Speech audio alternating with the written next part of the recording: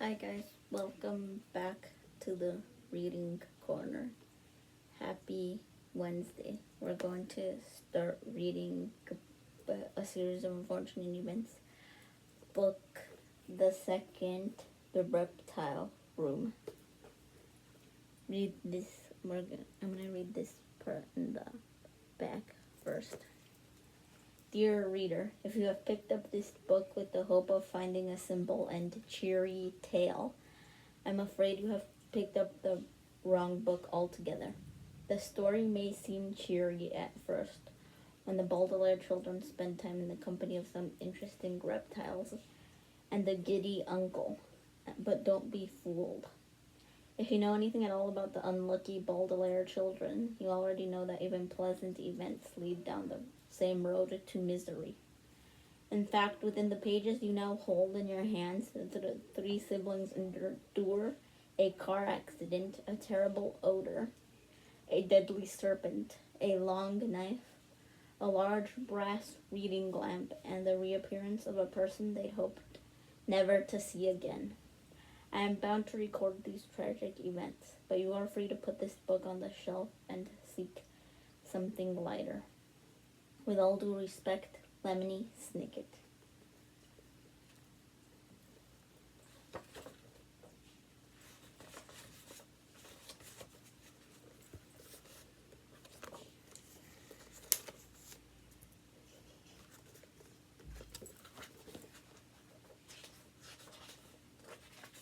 Chapter 1.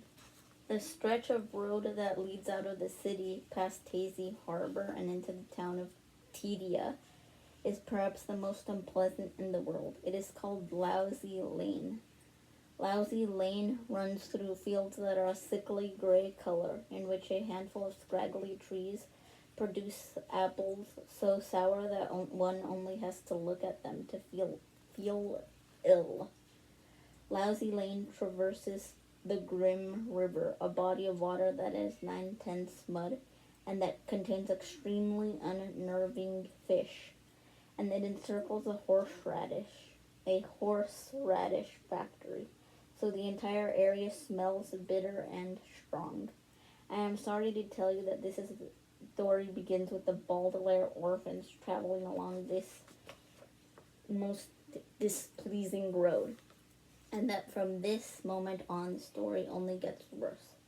Of all the people in the world who have miserable lives, and as I'm sure you know, there are quite a few, the Baudelaire youngsters take the cake.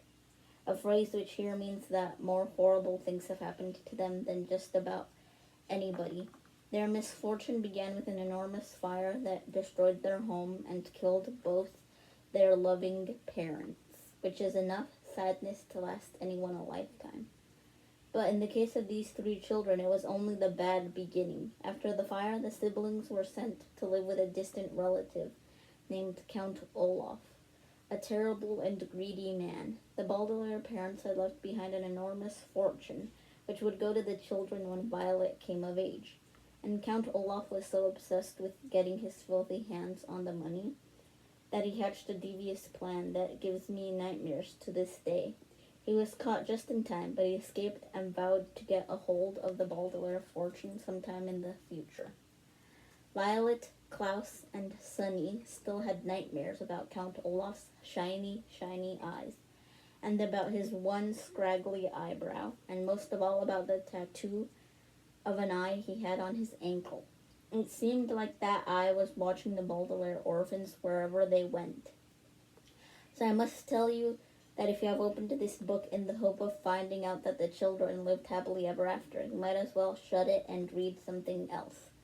Because Violet, Klaus, and Sunny, sitting in a small, cramped car and staring out the windows at Lousy Lane, were heading toward even more misery and woe.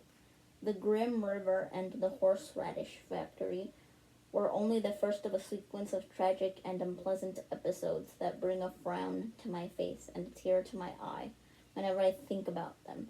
The driver of the car was Mr. Poe, a family friend who worked at a bank and always had a cough. He was in charge of overseeing the orphans' affairs, so it was he who decided that the children would be placed in the care of a distant relative and the country after all the unpleasantness with Count Olaf. I'm sorry if you're uncomfortable, Mr. Poe said, coughing into a white handkerchief. But this new car of mine doesn't fit too many people. We couldn't even fit any of your suitcases. In a week or so, I'll drive back here and bring them to you. Thank you, said Violet, who at 14 was the oldest of the Baudelaire children. Anyone who knew Violet well could see that her mind was not really on what Mr. Poe was saying, because her long hair was tied up in a ribbon to keep it out of her eyes. Violet was an inventor, and when she was thinking up inventions, she liked to tie her hair up this way. It helped her think clearly about the various gears, wires, and ropes involved in most of her creations. After living so long in the city, Mr. Poe continued, I think you will find the countryside to be a pleasant change. Oh, here is the turn. We're almost there. Good, Klaus said quietly. Klaus, like many people on car rides, was very bored, and he was sad not to have a book with him. Klaus loved to read, and at approximately 12 years of age, had read more books than many people read in their whole lives. Sometimes he read well into the night, and in the morning could be found fast asleep with a book in his hand and his glasses still on. I think you'll like Dr. Montgomery, too, Mr. Poe said. He has traveled a great deal, so he has plenty of stories to tell. I've heard his house is filled with things he's brought from all the places he's been. Facts, Sonny said. Sonny shrieked. Sonny, the youngest of the Baudelaire orphans, often talked like this, as infants tend to do. In fact, besides biting things with her 4 very sharp teeth, speaking in fragments was how Sonny spent most of her time. It was often difficult to tell what she meant to say. At this moment, she probably meant something along the lines of, I'm nervous about meeting a new relative. All 3 children were. How exactly is Dr. Montgomery related to us? Klaus asked. Dr. Montgomery is, let me see, your late father's cousin's wife's brother. I think that's right. He's a scientist of some sort and receives a great deal of money from the government. As a banker, Mr. Poe is always interested in money. What should we call him? Klaus asked. You should call him Dr. Montgomery, Mr. Poe replied, unless he tells you to call him Montgomery, because his first and last names are Montgomery, so it doesn't really make much difference. His name is Montgomery. Klaus said, smiling. Yes, and I'm sure he's very sensitive about that, so don't ridicule him, Mr. Poe said, coughing again into his handkerchief. Ridicule means tease. Klaus sighed. I know what ridicule means, he said. He did not add that, of course, he also knew not to make fun of someone's name. Occasionally people thought that because the orphans were very unfortunate, they were also dim-witted. Violet sighed too, and took the ribbon out of her hair. She had been trying to think up an invention that would block the smell of horseradish from reaching one's nose, but she was too nervous about meeting Dr. Montgomery to focus on it. Do you know what sort of scientist he is? She asked. She was thinking Dr. Montgomery might have a laboratory that would be of use to her. I'm afraid not, Mr. Poe admitted. I've been very busy making the arrangements for you 3, and I didn't have much time for chit-chat. Oh, here's the driveway. We've arrived. Mr. Poe pulled the car up a steep gravel driveway and toward an enormous stone house. The house had a square front door made of dark wood with several columns marking the front porch. To each side of the door were lights in the shapes of torches, which were brightly lit, even though it was morning. Above the front door, the house had rows and rows of square windows, most of which were open to let in the breeze. But in front of the house was what was truly unusual, a vast, well-kept lawn, dotted with long, thin shrubs and remarkable shapes. As Mr. Poe's car came to a halt, the Baudelaires could see that the shrubs had been trimmed so as to look like snakes. Each hedge was a different kind of serpent, some long, some short, some with their tongues out, and some with their mouths open, showing green, fearsome teeth. They were quite eerie, and Violet, Klaus, and Sunny were a bit hesitant about walking beside them on their way up to the house. Mr. Poe, who led the way, didn't seem to notice the hedges at all, possibly because he was busy coaching the children on how to behave. Now, Klaus, don't ask too many questions right away. Violet, what happened to the ribbon in your hair? I thought you looked very distinguished in it. And somebody please make sure Sunny doesn't bite Dr. Montgomery. That wouldn't be a good first impression. Mr. Poe stepped up to the door and rang a doorbell that was one of the loudest the children had ever heard. After a moment's pause, they could hear approaching footsteps, and Violet, Klaus, and Sunny all looked at one another. They had no way of knowing, of course, that very soon there would be more misfortune within their unlucky family. But they nevertheless felt uneasy. Would Dr. Montgomery be a kind person, they wondered? Would he at least be better than Count Olaf? Could he possibly be worse? The door creaked open slowly, and the Baudelaire orphans held their breath as they peered into the dark entryway. They saw a dark burgundy carpet that lay on the floor. They saw a stained glass light fixture that dangled from the ceiling. They saw a large oil painting of two snakes entwined together that hung on the wall. But where was Dr. Montgomery? Hello, Mr. Poe called out. Hello? Hello? Hello? Hello? A loud voice boomed out, and from behind the door stepped a short, chubby man with a round, red face. I am your Uncle Monty, and this is really perfect timing. I just finished making a coconut cream cake. Chapter 2. Doesn't Sunny like coconut? Uncle Monty asked. He, Mr. Poe, and the Baudelaire orphans were all sitting around a bright green table, each with a slice of Uncle Monty's cake. Both the kitchen and the cake were still warm from baking. The cake was a magnificent thing, rich and creamy, with the perfect amount of coconut. Violet, Klaus, and Uncle Monty were almost finished with their pieces, but Mr. Poe and Sunny had taken only one small bite each.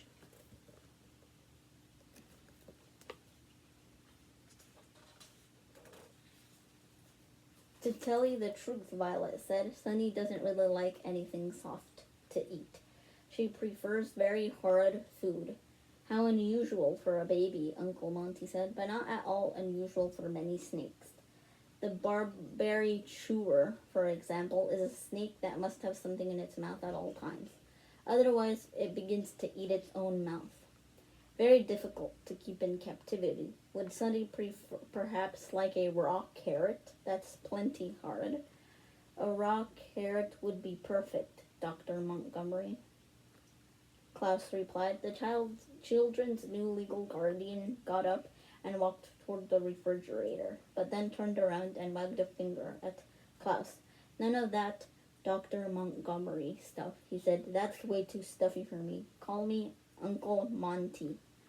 Why, my fellow herpetologists don't even call me Dr. Montgomery. What are herpetologists? Violet asked.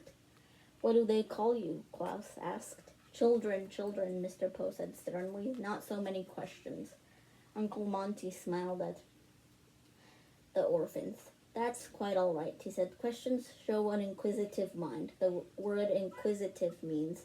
We know what it means, Klaus said, full of questions.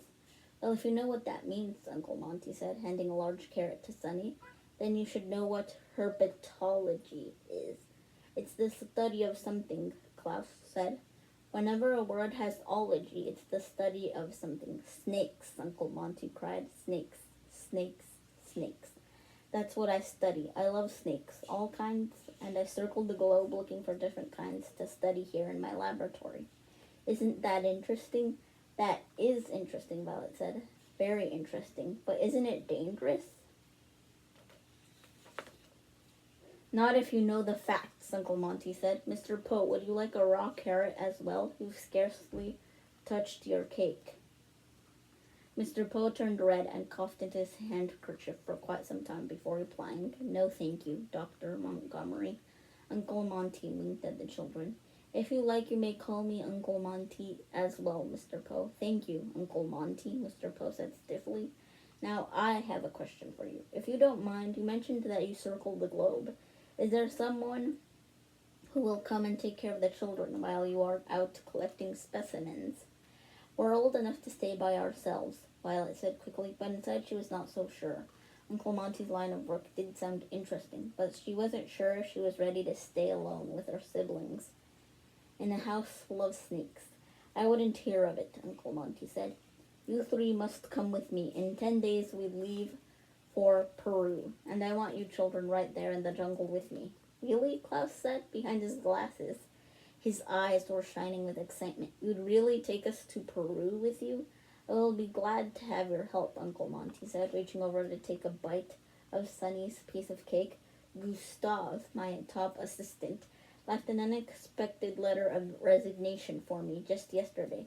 There's a man named Stefano whom I have hired to take his place, but he won't arrive for a week or so. So I am way behind on preparations for the expedition. Somebody has to make sure all the snake traps are working, so I don't hurt any of our specimens. Somebody has to read up on the terrain of Peru so we can navigate through the jungle without any trouble. And somebody has to slice an enormous length of rope into small workable pieces.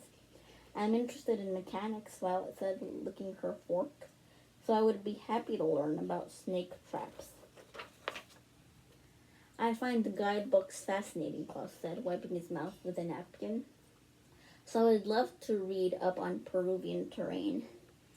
E-O-Jip, Sunny shrieked, taking a bite of carrot. She probably meant something along the lines of, I would be thrilled to bite an enormous length of rope into small workable pieces. Wonderful, Uncle Monty cried. I'm glad you have such enthusiasm. It will make it easier to do without Gustav. It was very strange his leaving like that. I was unlucky to lose him. Uncle Monty's face clouded over, a phrase which here means took on a slightly gloomy look, as Uncle Monty thought about his bad luck. Although if Uncle Monty had known what bad luck was soon to come, he wouldn't have wasted a moment thinking about Gustav. I wish, and I'm sure you wish as well, that we could go back in time and warn him. But we can't, and that is that. Uncle Monty seemed to think that was that as well, as he shook his head and smiled, clearing his brain of troubling thoughts. Well, we'd better get started. No time like the present, I always say. Why don't you show Mr. Poe to his car, and then I'll show you to the reptile room. The three Baudelaire children would have been so anxious when they walked through the snake-shaped hedges the first time, raced confidently through them now as they escorted Mr. Poe to his automobile. Now, children, Mr. Poe said, coughing into his handkerchief, I will be back here in about a week with your luggage, and to make sure everything is all right. I know that Dr. Montgomery might seem a bit intimidating to you, but I'm sure in no time you will get used to. He doesn't seem intimidating at all, Klaus interrupted. He seems very easy to get along with. I can't wait to see the reptile room, Violet said excitedly. Mika, Sunny said, which probably meant goodbye, Mr. Poe. Thank you for driving us. Well, goodbye, Mr. Poe said. Remember, it is just a short drive here from the city, so please contact me or anyone else at Mortuary Money Management if you have any trouble. See you soon. He gave the orphans an awkward little wave with his handkerchief, got into his small car, and drove back down the steep gravel driveway onto Lousy Lane. Violet, Klaus, and Sunny waved back, hoping that Mr. Poe would remember to roll up the car windows so the stench of horseradish would not be too unbearable. Bambini, Uncle Monty cried out from the front door. Come along, Bambini. The Baudelaire orphans raced back through the hedges to where their new guardian was waiting for them. Violet, Uncle Monty? Violet said, My name is Violet. My brother's is Sut Klaus, and Sunny is our baby sister. None of us is named Bambini. Bambini is the Italian word for children, Uncle Monty explained. I had a sudden urge to speak a little Italian. I'm excited to have you three here with me. You're lucky I'm not speaking gibberish. Have you never had any children of your own? Violet asked. I'm afraid not, Uncle Monty said. I always meant to find a wife and start a family, but it just kept slipping my mind. Shall I show you the reptile room? Yes, please, Klaus said. Uncle Monty led them past the painting of snakes in the entryway into a large room with a grand staircase and very, very high ceilings. Your rooms will be up there, Uncle Monty said, gesturing up the stairs. You can each choose whatever room you like and move the furniture around to suit your taste. I understand that Mr. Poe has to bring your luggage later in that puny car of his, so please make a list of anything you might need, and we'll go into town tomorrow and buy it so you don't have to spend the next few days in the same underwear. Do we really each get our own room? Violet asked. Of course, Uncle Monty said. You don't think I'd coop you all up in one room when I have this enormous house, do you? What sort of person would do that? Count Olaf did, Klaus said. Oh, that's right, Mr. Poe told me, Uncle Monty said, grimacing, as if he had just tasted something terrible. Count Olaf sounds like an awful person. I hope he is torn apart by wild animals someday. Wouldn't that be satisfying? Oh, well, here we are, the reptile room. Uncle Monty had reached a very tall wooden door with a large doorknob right in the middle of it. It was so high up that he had to stand on his tiptoes to open it. When it swung open on its creaky hinges, the Baudelaire orphans all gasped in astonishment and delight at the room they saw. The reptile room was made entirely out of glass, with bright, clear glass walls and a high glass ceiling that rose up to a point like the inside of a cathedral. Outside the walls was a bright green field of grasses and shrubs, which was of course perfectly visible through the transparent walls. So standing in the reptile room was like being inside and outside at the same time. But as remarkable as the room itself was, what was inside the reptile room was much more exciting. Reptiles, of course, were lined up in locked metal cages that sat on wooden tables in 4 neat rows all the way down the room. There were all sorts of snakes, naturally, but there were also lizards, toads, and assorted other animals that the children had never seen before. Not even in pictures or at the zoo. There was a very fat toad with 2 wings coming out of its back, and a 2-headed lizard that had bright yellow stripes on its belly. There was a snake that had 3 mouths, one on top of the other, and another that seemed to have no mouth at all. There was a lizard that looked like an owl, with wide eyes that gazed at them from the log on which it was perched in its cage, and a toad that looked just like a church, complete with stained glass eyes. And there was a cage with a white cloth on top of it, so you couldn't see what was inside at all. The children looked down the aisles of cages, peering into each one in amazed silence. Some of the creatures looked friendly, and some of them looked scary, but all of them looked fascinating. And the Baudelaires took a long, careful look at each one, with Klaus holding Sunny up so she could see. The orphans were so interested in the cages that they didn't even notice what was at the far end of the reptile room, until they had walked the length of each aisle. But once they reached the far end, they gasped in astonishment and delight once more. For here at the end of the rows and rows of cages were rows and rows of bookshelves, each one stuffed with books of different sizes and shapes, with a cluster of tables, chairs, and reading lamps in one corner. I'm sure you remember that the Baudelaire children's parents had an enormous collection of books, which the orphans remembered fondly and missed dreadfully. And since the terrible fire, the children were always delighted to meet someone who loved books as much as they did. Violet, Klaus, and Sunny examined the books as carefully as they had the reptile cages and realized immediately that most of the books were about snakes and other reptiles. It seemed as if every book written on reptiles, from an introduction to large lizards to the care and feeding of the androgynous cobra, were lined up on the shelves, and all 3 children, Klaus especially, looked forward to reading up on the creatures in the reptile room. This is an amazing place, Violet said finally, breaking the long silence. Thank you, Uncle Monty said. It's taken me a lifetime to put together. And are we allowed to come inside here? Klaus asked. Allowed? Uncle Monty repeated. Of course not. You are implored to come inside here, my boy. Starting first thing tomorrow morning, all of us must be here every day in preparation for the expedition to Peru. I will clear off one of those tables for you, Violet, to work on the traps. Klaus, I expect you to read all of the books about Peru that I have and make careful notes. And Sunny can sit on the floor and bite rope. We will work all day until supper time, and after supper we will go to the movies. Are there any objections? Violet, Klaus, and Sunny looked at one another and grinned.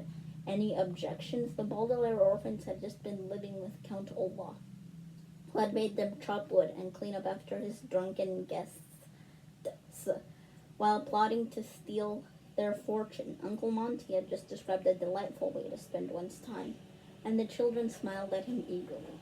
Of course there would be no objections. Violet, Klaus, and Sunny gazed at the reptile room and envisioned an end to their troubles as they lived their lives under Uncle Monty's care.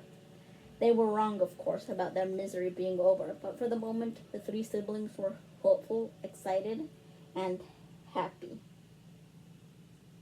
No, no, no, Sunny cried out in apparent answer to Uncle Monty's question. Good, good, good, Uncle Monty said, smiling. Now let's go figure out whose room is whose. Uncle Monty? Klaus asked shyly. I just have one question. What is that? Uncle Monty said. What's in that cage with the cloth on top of it? Uncle Monty looked at the cage and then at the children. His face lit up with a smile of pure joy. That, my dears, is a new snake, which I brought over from my last journey. Gustav and myself are the only people to have seen it. Next month I will present it to the Herpetological Society as a new discovery, but in the meantime I will allow you to look at it. Gather round. The Baudelaire orphans followed Uncle Monty to the cloth-covered cage, and with a flourish, the word flourish here means a sweeping gesture often used to show off, he swooped the cloth off the cage. Inside was a large black snake, as dark as a coal mine and as thick as a sewer pipe, looking right at the orphans with shiny green eyes. With the cloth off its cage, the snake began to uncoil itself and slither around its home. Because I discovered it, Uncle Monty said, I get to name it. What is it called? Violet asked. The incredibly deadly viper, Uncle Monty replied. And at that moment, something happened, which I'm sure will interest you. With one flick of its tail, the snake unlatched the door of its cage and slithered out onto the table before Uncle Monty or any of the Baudelaire children, or any of the Baudelaire orphans could say anything. It opened its mouth and bit Sunny right on the chin. That is the end of chapter 2. Bye, guys. See you on Friday.